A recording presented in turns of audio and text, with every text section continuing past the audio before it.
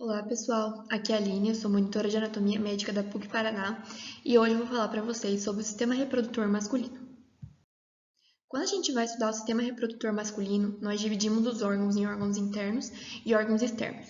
Isso é mais visivelmente, então, órgãos internos, nós falamos da bexiga, da próstata, das glândulas, de parte da uretra, e quando vamos falar de órgãos externos, nós temos o pênis com o corpo do pênis e a bolsa escrotal.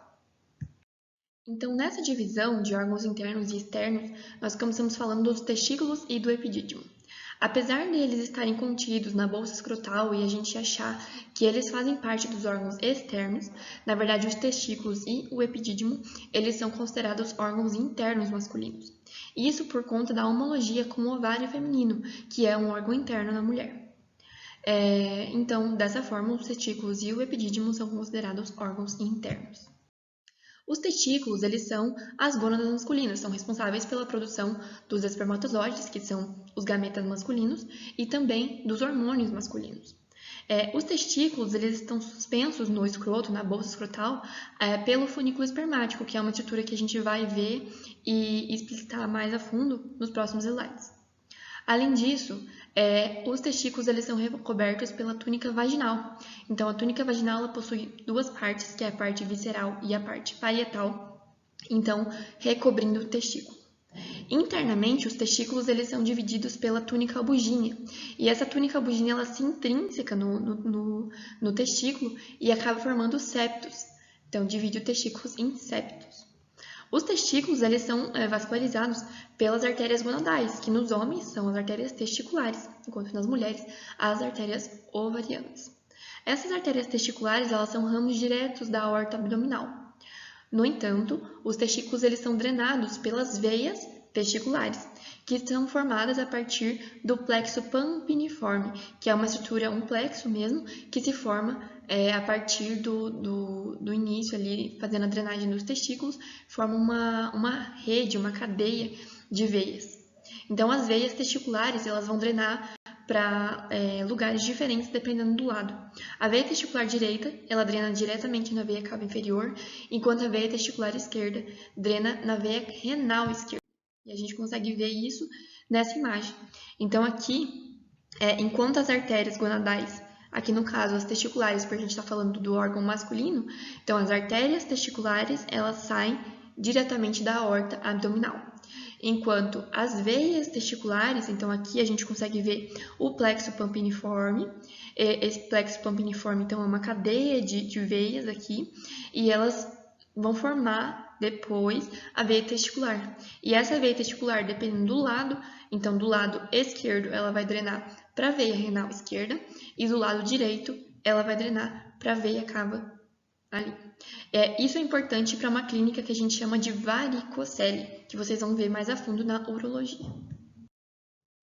E agora falando um pouquinho sobre o epidídimo. Então, o epidídimo é uma estrutura alongada na face posterior aqui do testículo e a partir dos testículos, então, saem os ductos eferentes. Esses ductos eferentes, eles transportam o espermatozoide produzido no testículo até o epidídimo. No epidídimo, os espermatozoides eles são armazenados, são amadurecidos e então depois enviados para o ducto deferente para ver a ejeção, né, dos espermatozoides através do ato sexual, por exemplo. O epidídimo ele é dividido em cabeça, então aqui a gente tem a cabeça do epidídimo, aqui o corpo do epidídimo, e ali eu não escrevi, mas existe a cauda do epidídimo, que é aqui. Continuando, então, falando sobre os órgãos internos, nós temos os ductos deferentes. Então, os ductos deferentes, eles são a continuação do epidídimo e ele termina numa região ali, na uretra, quando se junta com a glândula seminal. Então, o ducto da glândula seminal se junta com o ducto deferente, forma o ducto ejaculatório na uretra masculina. Antes de acabar, esse ducto deferente ele vai ter uma dilatação, que é o que a gente chama de ampola do ducto deferente. Tá? O ducto deferente, além disso, tem uma importância, que ele faz parte do funículo espermático, que a gente vai ver já, e passa ali pelo canal inguinal. Então, o funículo espermático é isso aqui. Então, o funículo é toda essa estrutura formada por músculo, formada por veias, por artérias, pelo ducto deferente. E a gente vai falar então agora das estruturas que estão contidas nesse funículo espermático. Então, nós temos estruturas vasculares, nervosas, musculares, que suspendem, que são responsáveis então por segurar o testículo na bolsa escrotal. O funículo espermático ele se inicia no anel inguinal profundo, ele atravessa o canal inguinal e sai no anel inguinal superficial, terminando no escroto, então sustentando ali o testículo. Além do ducto deferente, que nós vimos, que é como se fosse uma continuação do epidídimo, nós temos no funículo espermático a presença da artéria testicular, que é aquela artéria gonadal que nós falamos. Além disso, tem a artéria do ducto deferente, a artéria cremastérica também. O plexo pampiniforme ou as veias testiculares, dependendo da altura que nós estamos falando do funículo espermático. Além disso, tem vasos linfáticos, fibras nervosas simpáticas e de parte nervosa, mais importante, nós temos o ramo genital do nervo gênito-femoral, que então faz a inervação do músculo cremaster. Continuando falando sobre os órgãos internos, então nós temos também a próstata. A próstata é a maior glândula acessória do sistema genital masculino, possui a cápsula, então tem uma cápsula fibrosa revestindo a próstata, e é uma glândula que tem íntima relação com a bexiga, com o reto também. Os ductos prostáticos eles se abrem no folículo seminal, lá na uretra masculina também. E falando um pouquinho sobre a parte clínica, então nós temos a próstata que tem a parte periférica, que é mais essa aqui em marrom, e temos a zona de transição, que é essa aqui que está em amarelo. Quando nós falamos na oncologia, então o estudo dos tumores, dos cânceres, a zona periférica ela está mais sujeita à apresentação de tumores, enquanto a zona de transição ela está mais sujeita a uma apresentação que a gente chama de hiperplasia prostática benigna. Aqui nós então falamos sobre as glândulas seminais e as glândulas bulboretrais. As glândulas seminais elas são responsáveis pela produção de um líquido branco com frutose, que é responsável por fornecer energia para o espermatozoide. E o ducto dessa glândula seminal se junta com o ducto deferente para formar o ducto ejaculatório. E aqui embaixo nós temos as glândulas bulboretrais. Agora falando sobre os órgãos genitais externos, são 3. A uretra, principalmente a parte esponjosa da uretra, que está contida no corpo do pênis. Aqui o escroto, ou bolsa escrotal, e o próprio pênis. A uretra masculina é dividida em 4 partes. A primeira das partes é a pré-prostática, ou intramural, e ela está contida no músculo detrusor da bexiga, onde também existe o músculo esfíncter interno da uretra. Após, nós temos a parte prostática, que é a que passa por dentro da glândula mesmo.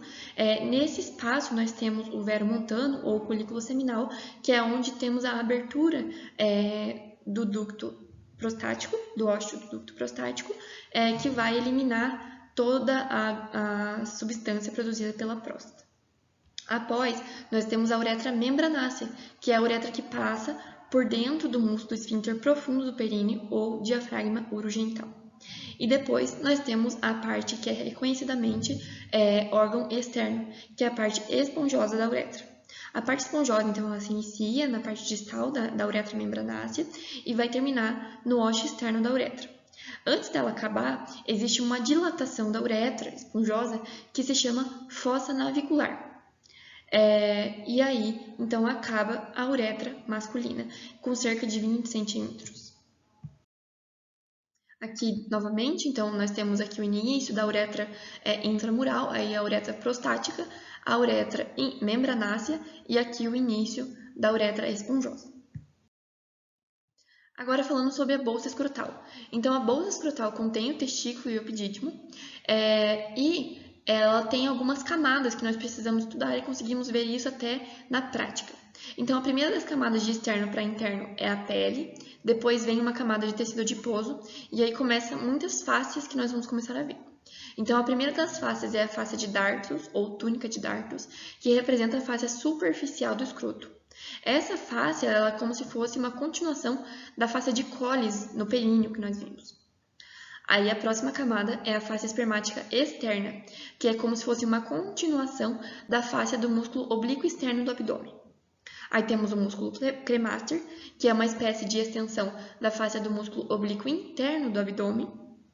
E após a face espermática interna, que aí é uma continuação da face transversal do abdômen. Depois disso, nós temos a lâmina parietal e a lâmina visceral da túnica vaginal, que recobrem intimamente o testículo e o epitídeo. Aqui, então, nós conseguimos ver a pele e aí o tecido adiposo. Aí temos a túnica de Dartus. Após a face espermática externa, o músculo cremaster. Depois do cremaster, nós temos a face espermática interna.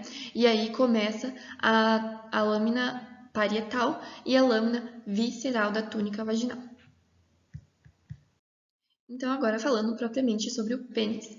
Então, o pênis é o órgão masculino do ato sexual, é responsável, é um canal de saída da urina, da condução do sêmen, e o pênis ele é dividido em raiz, corpo, glande. E aí ele é formado por 3 corpos cilíndricos de tecido erétil, que são 2 corpos cavernosos e um corpo esponjoso. Aqui nós conseguimos ver o pênis em posição anatômica. Então, a divisão dele é feita por glande, corpo e raiz. A raiz se fixa no períneo através de músculos. Além disso, então, a glande tem algumas outras estruturas que nós vamos ver na próxima imagem. Então, só lembrando que a posição do pênis é anatômica, né? É a posição ereta. Nesse slide, nós conseguimos ver as estruturas musculares e também as outras estruturas aqui da região da glande. Então, o pênis ele é inserido no períneo através de músculos, que são os músculos transverso superficial e profundo do períneo.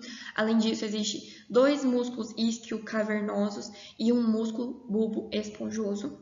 Agora, falando um pouquinho sobre a região da glande, nós temos o ósseo externo da uretra, que é por onde termina a uretra masculina e a uretra esponjosa, mais especificamente.